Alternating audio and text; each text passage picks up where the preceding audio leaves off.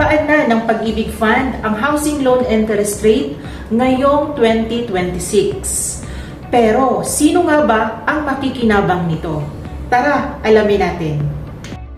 Simula ngayong 2026, may special promotional interest rate na 4.5% per year, fixed for the first 3 years para sa mga qualified borrowers na gustong kumuha ng bahay sa ilalim ng Expanded 4PH program. Para naman sa socialized housing, mananatili itong 3% interest rate. Isa ito sa pinakamababang interest rate dito sa bansa. At kung ang loan mo ay lampas sa promo coverage, ang standard Pag-ibig housing loan rates ay nagsisimula sa 5.75%. Depende ito sa napili mong repricing period. So ano ang ibig sabihin nito?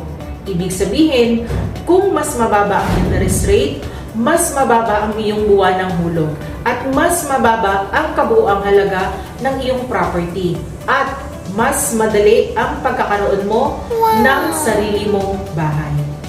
Kung gusto mong malaman kung magkano ang magiging monthly amortization mo o qualified ka ba sa bagong 4.5% interest rate, i-comment lang ang Pag-ibig sa ibaba at huwag kalimutang i-like, i-share at i-follow ang page na ito for more Pag-ibig Fund real estate updates. See you on my next video.